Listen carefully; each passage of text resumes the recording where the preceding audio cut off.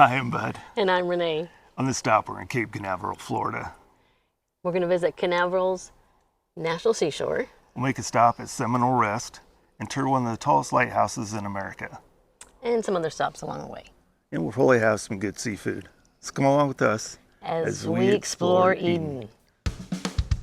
We're all packed up and we're ready to roll. We got 6 more hours to the next time zone. All of the God-given wonders we'll see. Hiking the trails with you beside me. There's nothing I'd rather do than explore Eden with you.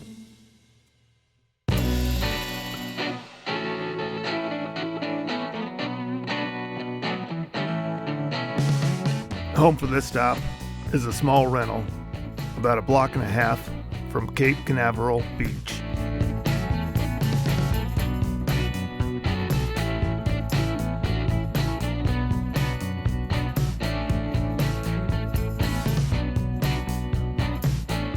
Our plans for the day are to walk the beach, get groceries, some gifts for the grandkids, and then grab dinner.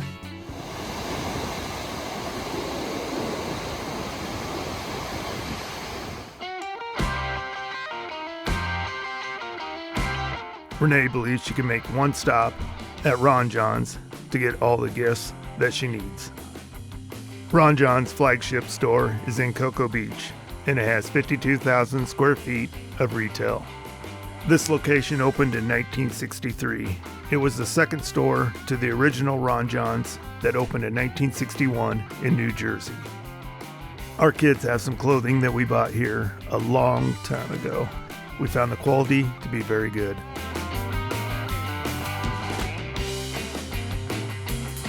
We're going to head to the port to grab dinner.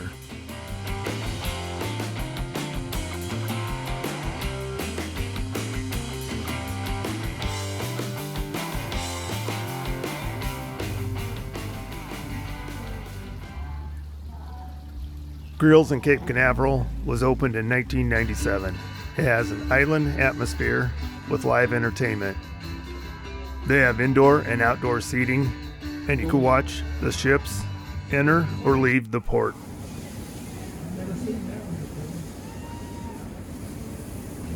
The fresh fish for the day was cobia.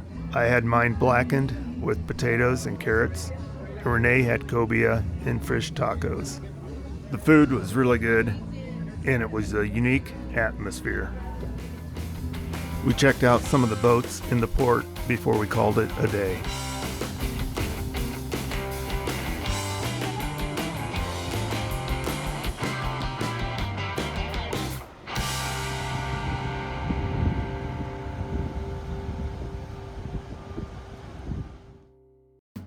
Today we're going to drive north to the Canaveral National Seashore.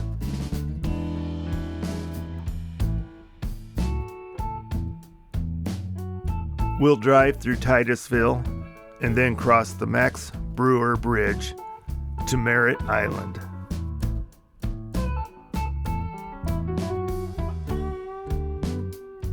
Our first stop is the Wildlife Refuge Visitor Center. A one-day pass per vehicle is $10.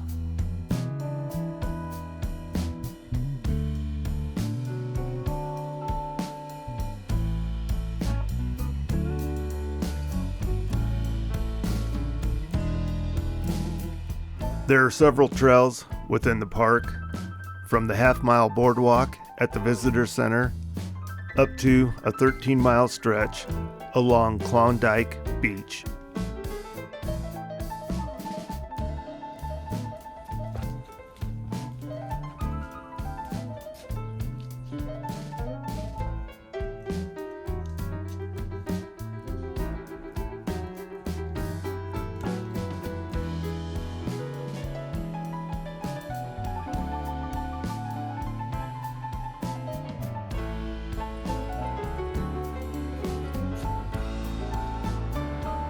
We're going to leave the visitor center and drive the Black Point Wildlife Loop.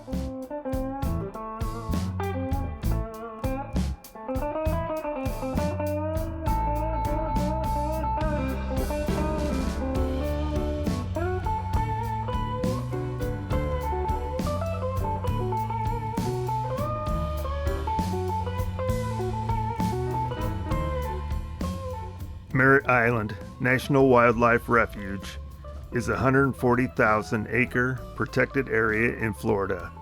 It was established in 1963 alongside the Kennedy Space Center to provide a habitat for over 1,500 species of plants and animals.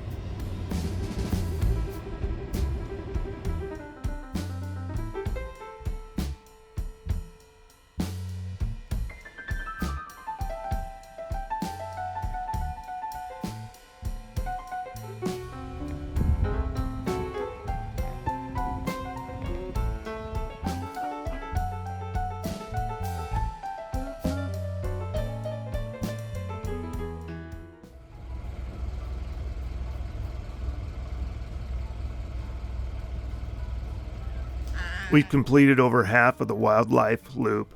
We're going to stop here and do a short hike out to the elevated platform.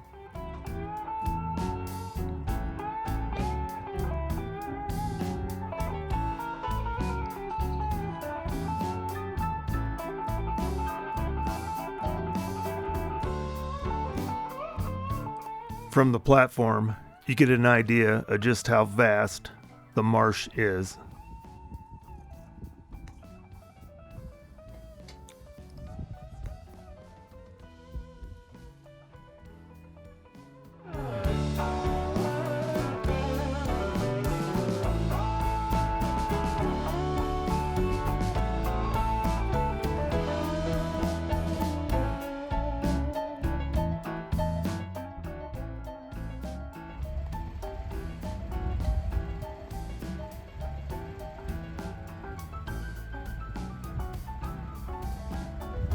Leaving the wildlife drive, we'll turn left and we'll head northeast for about 3 miles. Then we'll turn right onto Biolab Road. Normally you'd be able to drive Biolab Road to Playa Linda Beach, but with Artemis II sitting on its launch pad, we'll only be able to drive 5 to 6 miles, but we should get good views of the rocket and the lagoon along the way. When we came to the Space Center barricade, we were able to turn left on a dead-end road, and when we got to the end of the road, there was an amazing number of storks and egrets.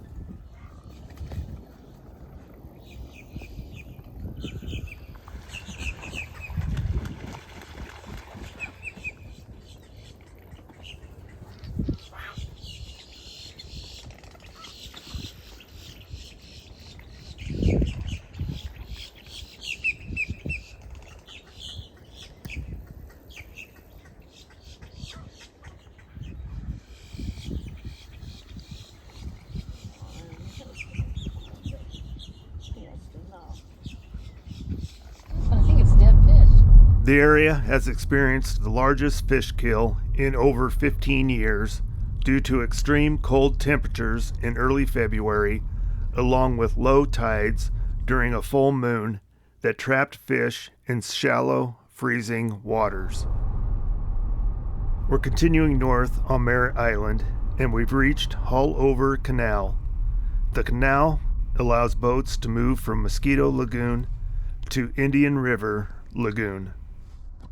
The site was historically used by Native Americans and early settlers to haul over canoes and small boats between the two lagoons, hence the name Haulover.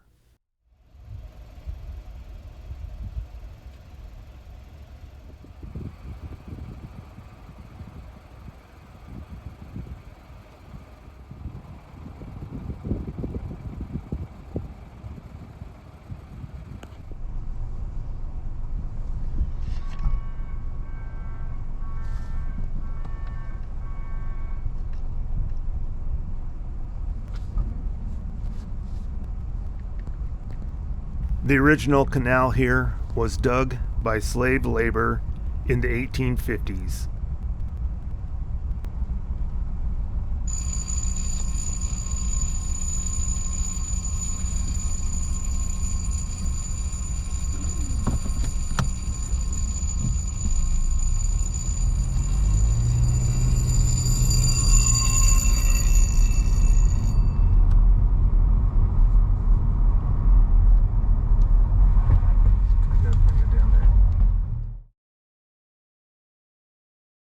About 4 miles north of the canal, on the east side of the road, there's a large eagle's nest that I want to get a picture of before we leave the island.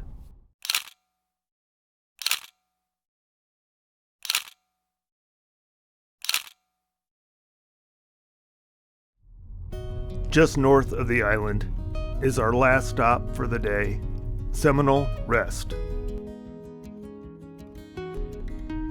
This area was used by the Timucua people during winter months to harvest clams. They would smoke, dry, and store them.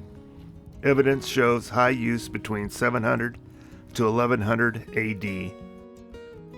The clamshells from those many years of harvest made a mound here, 13 feet high, covering over 5 acres. There's a sidewalk that goes along the perimeter of the mound and boardwalks that go up and over the mound. The two homes here are built on top of the mound. They were built by early pioneers between 1870 and 1888. The property was purchased in 1911 by Wesley and Catherine Snyder, who named the property Seminole Rest and worked to preserve the mounds. The Snyder homes at Seminole Rest are now maintained and used to preserve the early settler history of the area. They're open to the public Thursday through Sunday, 12 p.m. to 4 p.m.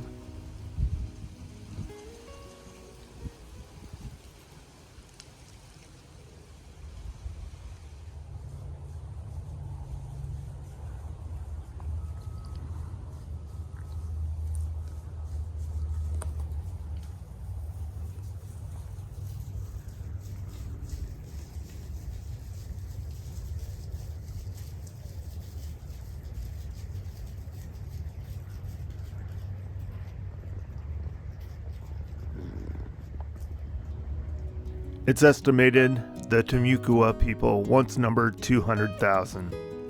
But disease that was brought over by Spanish and French explorers from 1500 to 1700 and other factors would devastate the people. By 1800, what was left would be absorbed into other tribes.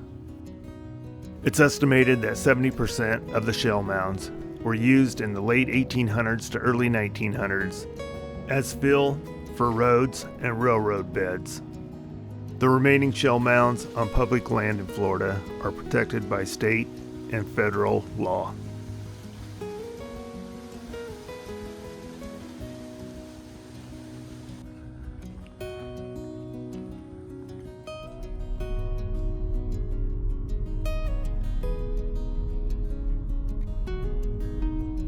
We ended our day with a stroll around Cocoa Village. Cocoa Village is a historic walkable district in Cocoa, Florida, known for its quaint, artsy atmosphere with unique shops and restaurants and a riverfront park on the Indian River. The Porcher House was built in 1916 by a local prominent family. It's known for its classic revival architecture featuring Coquina Rock. The Riverfront Park has an amphitheater for outdoor concerts, a boardwalk, covered pavilions, and areas for fishing and boat launching. And there are memorials to the locals that served in the military. Lawrence Bennett's family lived above a fish market they ran in Cocoa, Florida. In 1951, Bennett's company of 200 came under fire from Chinese troops in Korea. They held their position through the day.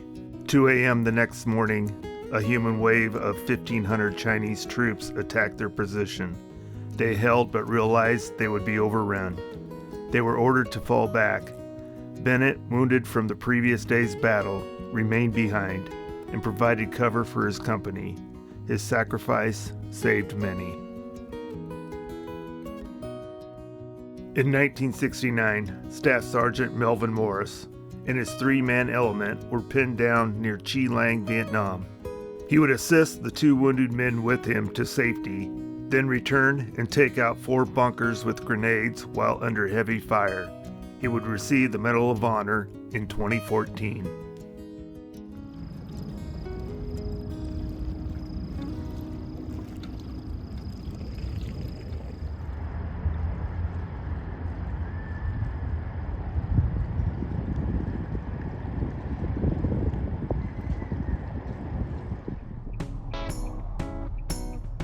We're going to start today with a hike at Enchanted Forest Sanctuary in southern Titusville.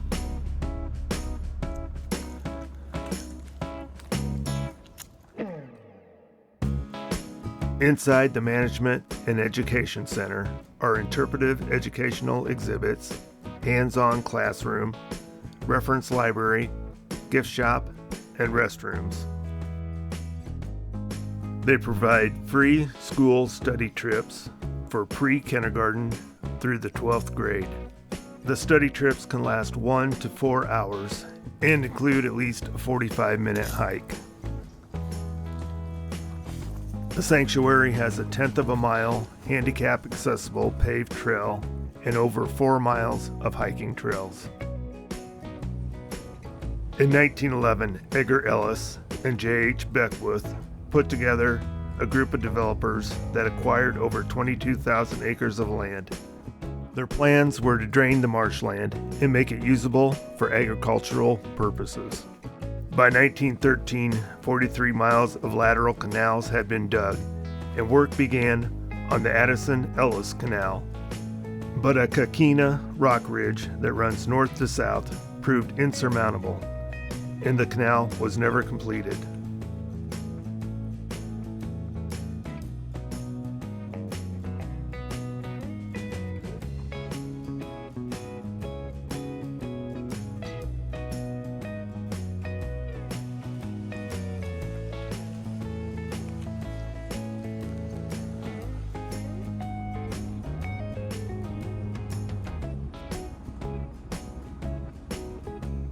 The trail we're hiking runs along the Addison-Ellis Canal.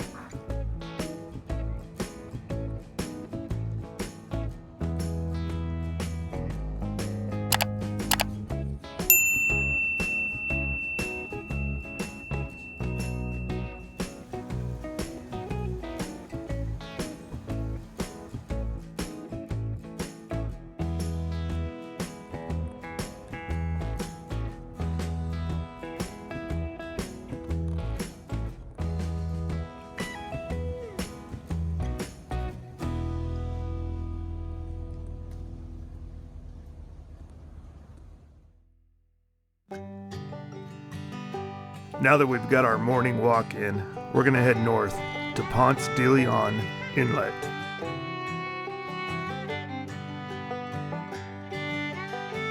The town of Ponce de Leon Inlet sits on the southernmost tip of an unnamed barrier island.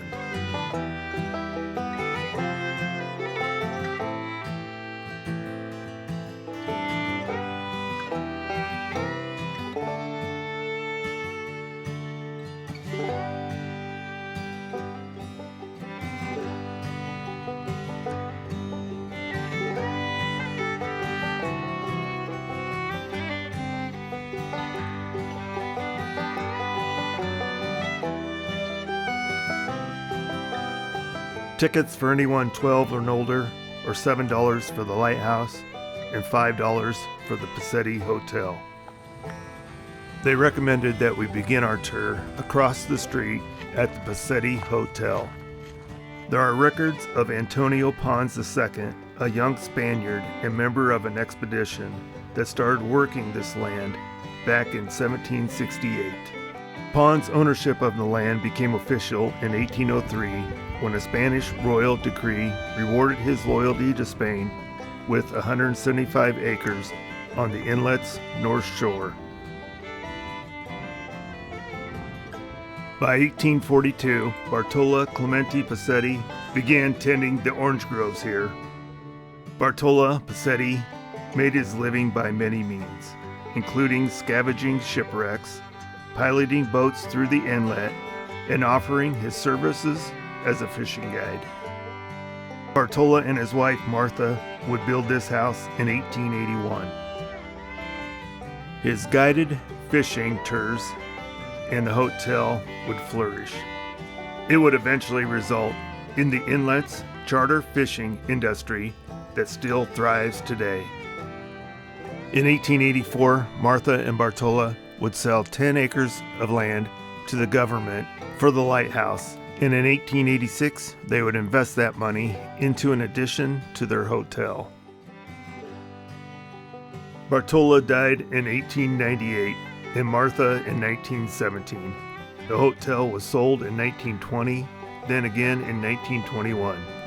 In 1936, Olivia Gamble, daughter of James Gamble of Procter & Gamble, purchased the property to honor her father, who stayed, fished, and loved the area. Olivia would have a major restoration done to the house in 1937. She never lived at the property. She just used it for social events. When Olivia died in 1961, she left the house to her nephew, Louis Nippard. Louis and his wife Louise were the majority owners of the Cincinnati Reds from 1973 to 1980. When the Reds were in Florida for spring training each year, they stopped by the Pacetti Hotel to celebrate and unwind. The Big Red Machine would win back-to-back World Series in 75 and 76 with manager Sparky Anderson and greats like Joe Morgan, Pete Rose, Tony Perez, Dave Concepcion, Cesar Geronimo, Ken Griffey Sr., Johnny Bench, and George Foster.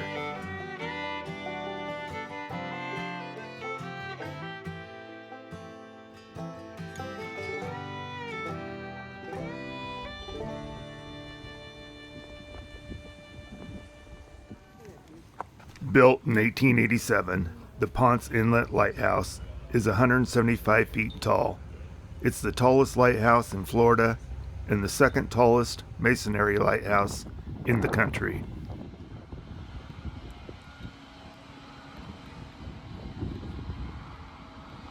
Its diameter tapers from 32 feet at its base to 12 feet directly below the lantern room.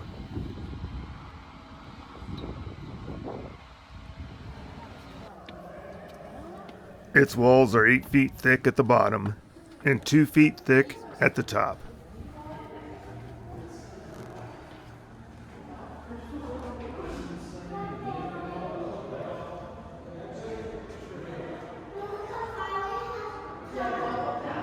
You'll climb 203 stairs to reach the top. October 26, 1919 at 5:30 p.m., Joseph Davis, first assistant keeper, would suffer a heart attack while climbing these stairs.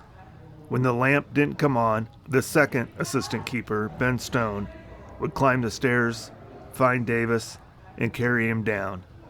Davis was 59.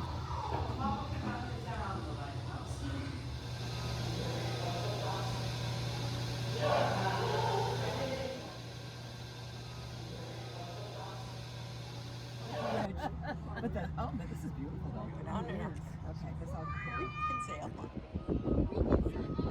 The gallery, sometimes called the balcony, surrounds the lighthouse at the level of the watch room.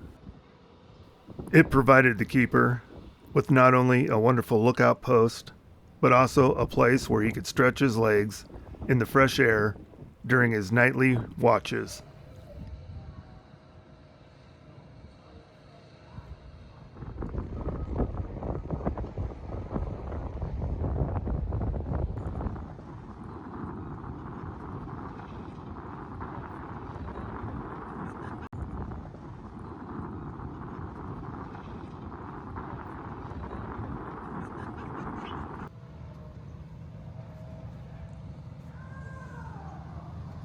The stairs are wide enough for about one person, so it's best to look before you head down. There are 8 landings, and this is the best place to pass people coming up or going down.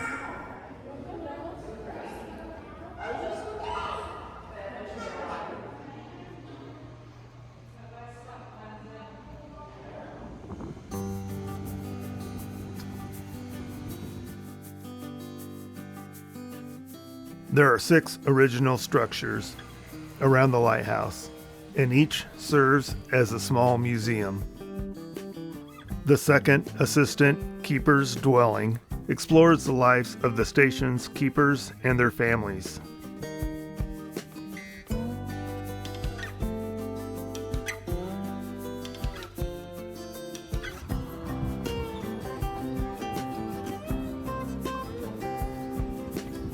In 1921, a section of the porch of each dwelling was enclosed to install bathroom facilities for the families. The principal's keeper dwelling is the largest of the 3. It houses a variety of exhibits from Native Americans in Florida, lighthouse restoration, to U.S. life-saving service.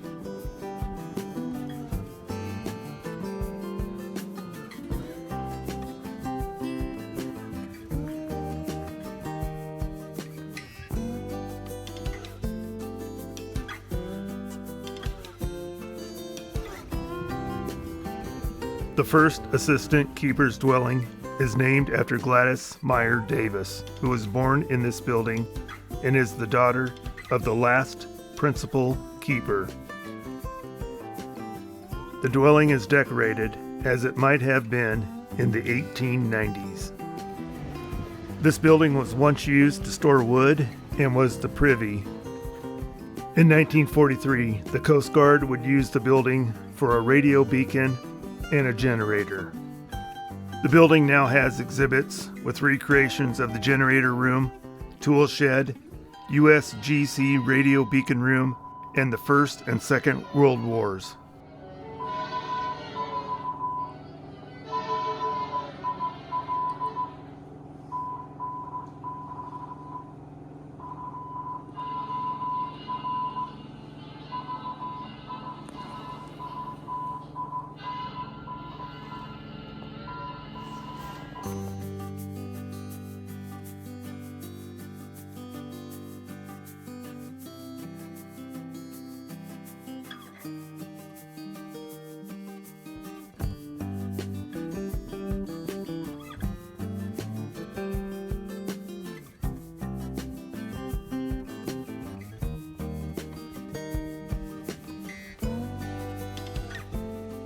The Cuban raft exhibit has rafts from 1989 to present. These fragile rafts were built with whatever materials were available. They were used to cross more than 90 miles of open sea from Cuba to Florida.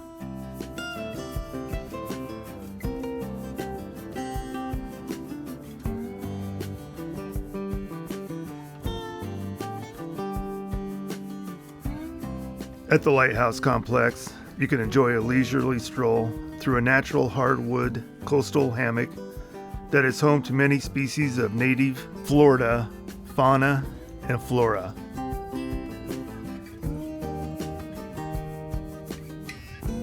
The trail has great views of the lighthouse, and there are storyboards along the trail for the kids of the lighthouse cat and its friends.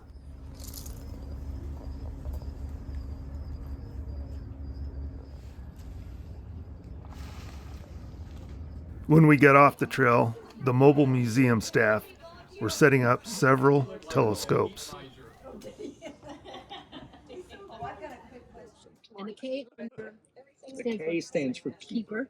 So I'm dressed as the principal keeper. So there are a couple of other guys here who have 1s or 2s on their uniforms, and that indicates that they would be the first assistant keeper or the second assistant keeper. Okay. Usually the principal keeper is going to be a 40 to 50 year guy. Oh, really? Who could make snap decisions and know exactly what was wrong with anything on the property in an instant, because they were almost born, a lot of them were born into it too. The Lens Exhibit building houses Ponce Inlet's original 1887 fixed first order Fresnel lens, Cape Canaveral's rotating first order Fresnel lens, and many more artifacts are on display.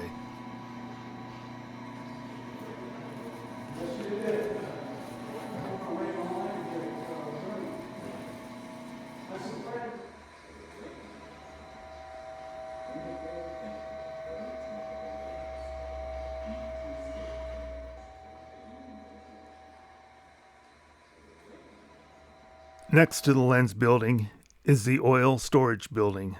This building originally held 504 5-gallon cans of kerosene on shelves. They've opened the lantern room at the top of the lighthouse, so we're going back up.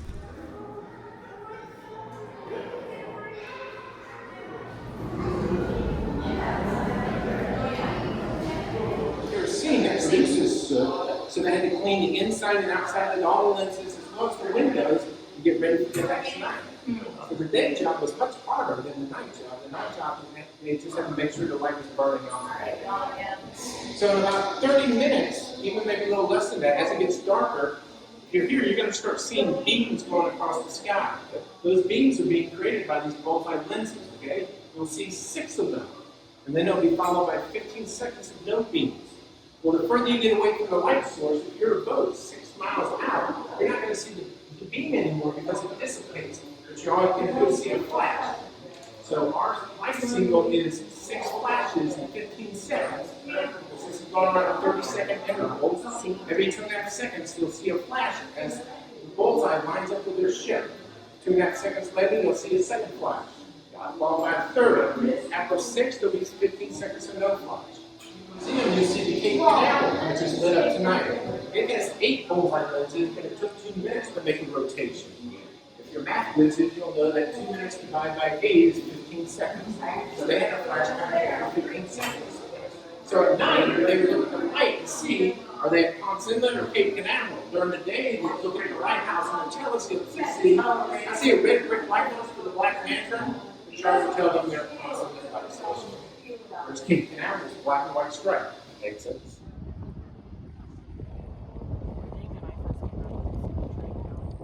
So this lighthouse has 1.25 million bricks. It's 8 feet thick at the base and it tapers to 2 foot thick up top. It's really the safest place to be in a hurricane. This has been here since 1887. Canaveral Light has been used since 1863, okay, at the Cape Canaveral Lighthouse. In 1994, they had to remove it because the space shuttle program was shaking it to death. Oh my gosh. So they loaned it, it's on loan to us right now from the Coast Guard, but we built that building to house that lamp. And they put in, of course, a more sturdy light in the Cape Canaveral Lighthouse. The skies had cleared, and out on the lawn in front of the lighthouse, lines were starting to form at the telescopes. There's Jupiter right there. You can see my laser. And so we're going to try to have some of these telescopes go to Jupiter. Through this telescope, you could see Jupiter and 3 of its moons.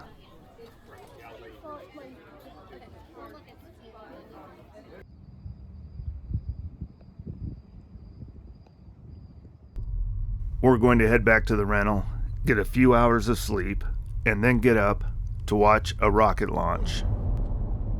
We got to the rental from the lighthouse at about 8:30, got to bed by 9, got up by 1:30, and we're driving to a pullout on the Banana River.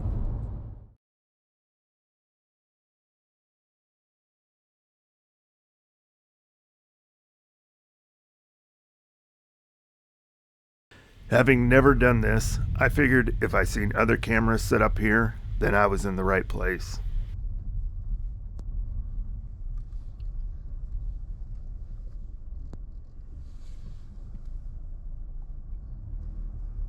We were all set up by 2:15. The parking area was full by 2:30. The cars on either side of us appeared to be live streaming the launch. I set up a 400mm lens on the rocket that I could see that was all lit up, which I would find out later was the wrong rocket. I was zoomed in here, and I should have been zoomed in over here. Along with the 400mm lens, I had a handheld camera with no magnification to get an idea of what it looked like from where we were standing. We used the Next Spaceflight app to see the countdown, and it worked great. The launch got pushed out from 3:30 to 4:30, but it did launch. Keep it going.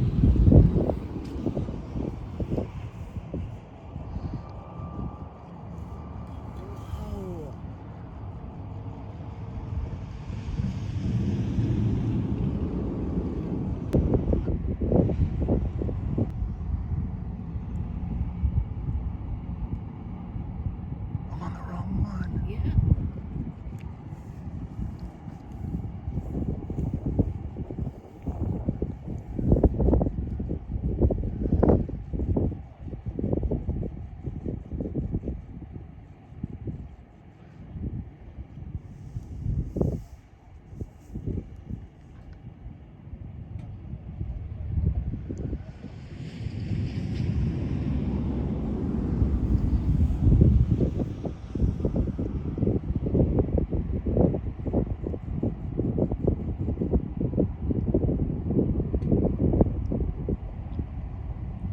Hear it?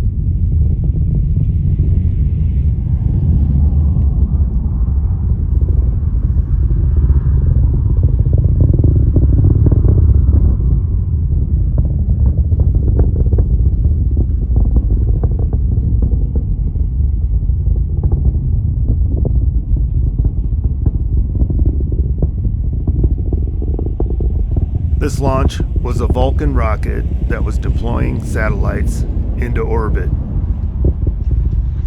We had a great time on Florida's Space Coast with weather in the mid-70s during the day and the 50s at night. We hope you enjoyed the video. Until the next one, take care of yourself and those around you, and get out there and explore Eden.